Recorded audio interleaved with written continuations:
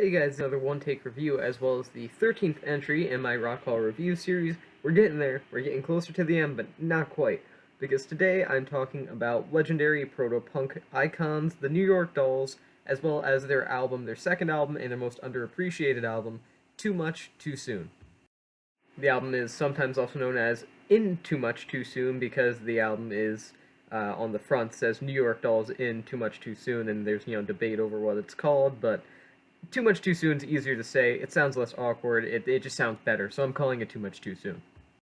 Now, when it comes to the majorly influential cult punk band that is the New York Dolls, it's mainly their self-titled debut that gets all the love. I mean, they had Personality Crisis on it, it had Trash on it, it had Vietnamese Baby, Looking for a Kiss. That was pretty much all of the songs that really defined the band as a, well, band. But at the same time, I've just always personally felt that their follow-up was much better, more underappreciated even now in this day. I just think that it's an underappreciated album, and I wanted to talk about it for the series over the first one, just because I think more people should listen to this. It's a very different, but just as great, if not even slightly better, experience for the New York Dolls. However, before I talk about how much I like Too Much Too Soon, I do want to just go out of the way and say that the band's first album is the much more important album, and I do recommend listening to that. It's also a great record. It's not like I don't like it or anything, it's fantastic. But, I mean, that album's just much more important, the first one. I mean, the self-titled record, it defined New York punk for years to come, and arguably just defined American punk music for years to come in general. And even with the band's short-lived run, that album alone would have solidified them as just legends of punk music. And I think as far as most people are concerned, they're similar to the Sex Pistols, as in they only had one album, except New York Dolls have more than that. And it's not to say that Too Much Too Soon is unimportant. It does have its influence in the very niche that is glam punk, and I know that's not really the most respected subgenre in the world, but it's a subgenre I have passion for, and this album had a major impact in that sort of little world. Now, while it doesn't have the more generalized influence that the first album does, I do think that Too Much Too Soon isn't stopped by its lack of influence of being maybe a bit more of a refined sound for the New York Dolls. One of the New York Dolls' best aspects, in my opinion, even in their reunions in the 2000s and I think even 2010s, is always David Johansen, the band's frontman. I mean, to call him anything short of an absolutely electric performer would be underselling him. The fact that David Johansen ranks among the first in punk to not be held down by the categorization and limitations of the concepts of femininity and masculinity is something to be said in and of itself. It is also something that becomes very apparent just by looking at the cover of this album and just by hearing this album. David Johansen may have the voice of a New York cab driver that smokes a pack a day, but the way he presents himself and the way he performs alike are presented in such a uniquely androgynous way that makes for a very playful leading of the band overall, and I do think that that alone makes Too Much Too Soon better than the band's first album, which, again, while great, didn't exactly have the same playfulness that's found on this record. I mean, sure, the first album had Personality Crisis, but this album has Puss in Boots and Babylon, which are, in my opinion, some of David Johansen's best performances throughout his, albeit fairly short and limited career, at least what I've heard of it. Too Much Too Soon shines a fair bit in the instrumental department as well, which isn't exactly something that anyone tends to be saying about most punk albums, generally speaking. I mean, as much as I love the Ramones as much as the next guy, it's kind of hard for me to talk about why it's cool that they played the same three chords throughout pretty much every album. But this one shines pretty well in terms of instrumentation, with the main highlight being both late guitarists now, Sylvain Sylvain and Johnny Thunders.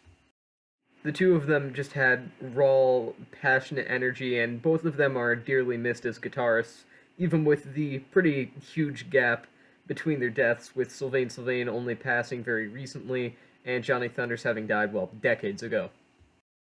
However, bassist Arthur Kane and drummer Jerry Nolan kill it in their own way, too. They really just do a very strong job of acting as the band's sort of backbone.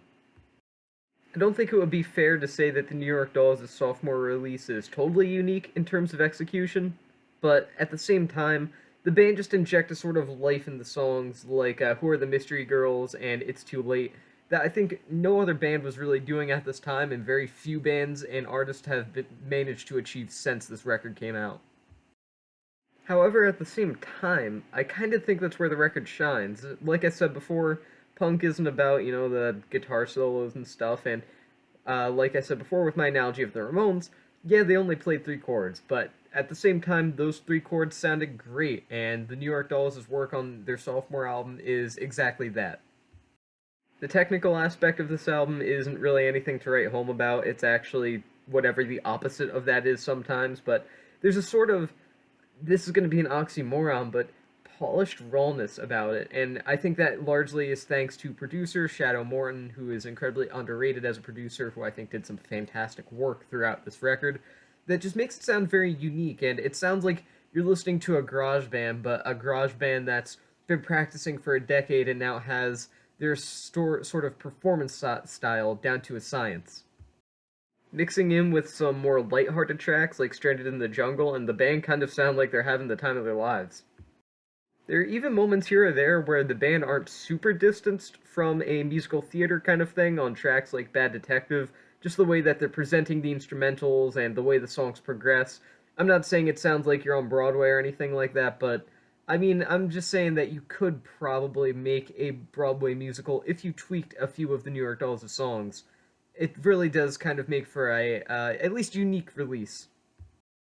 Of course, the New York Dolls' early years made them the poster boys for the classic, stereotypical, mythical rock band that self-destructs just as quickly as they rose, but at the same time, I think that the New York Dolls are kind of sounding like they're having one of the best times that you can possibly imagine as their lives are falling to pieces, because, well, not gonna lie, it kind of was true. Those statements about them kind of crumbling to pieces. There was a lot of drug usage, a lot of partying ever so slightly too hard. But man, if they didn't have a good time, kind of falling apart, then it's certainly not obvious here because this sounds like the band at their peak in terms of energy. So overall, and Too Much Too Soon is probably my favorite New York Dolls album. I wouldn't exactly say it's more influential than their first because, well, it's not. It's just a fact. It's nowhere near as influential as their debut album, but the unique presentation that they have here is something that I really think more people should talk about with a sort of glam rock style that I think would even make Mark Bolan kind of cock an eyebrow up and questioning. So, yeah, I think this is a really great record overall and slightly better than their first. And with the band not releasing another album until the 21st century when they reformed, maybe the title Too Much Too Soon was a little bit too much of an accurate description for the band, but even still, I think this is a fantastic record, and I'm going to have to give it 4.5 stars out of 5. Now, this is usually the part of the review where I, just sign off, but since this is my Rock Hall review series, I talk about the artists that I'm reviewing. Do they deserve to be in, and will they get in? And as far as do they deserve to be in, the New York Dolls, absolutely, yes. Like I said earlier in this review, not only did the New York Dolls define the sound of New York punk music, which is arguably the most important place of punk music, at least in the United States, but they just kind of defined the sound of American punk in general. Even modern punk bands that may not exactly realize it have been influenced by the New York Dolls. I mean, the Ramones were listening to the New York Dolls, Fear were listening to the New York Dolls.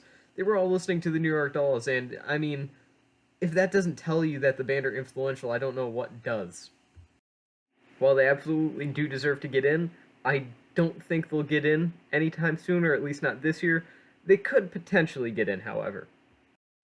There are some glam acts inducted. Of course, David Bowie's inducted, though his whole career wasn't based around glam. Obviously, he ended up doing things in the 80s that were more of a kind of pop rock, pop soul at times direction that weren't really glam. Then he, went electronic. They inducted T-Rex, but they were a different kind of glam. They were glam rock, not so much glam punk, and they were just kind of almost a totally different style of glam. They weren't, putting on wigs and stuff like that. It was more just Mark Bolan wearing makeup on top of the pops, and everyone freaked out.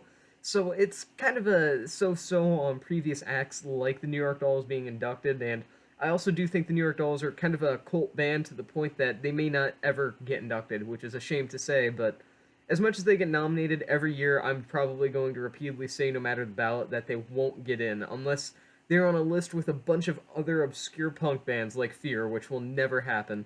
Then I don't think the New York Dolls stand a chance, but who knows? I would love to be wrong. I would love to be incorrect about that statement, especially with only, as far as I know, one member of the New York Dolls still being living, which is David Johansen. I would just like to see at least him get his roses before he goes, which hopefully won't be anytime soon because he's, of course, a fantastic performer. But yeah, with that being said, absolutely deserve to be in.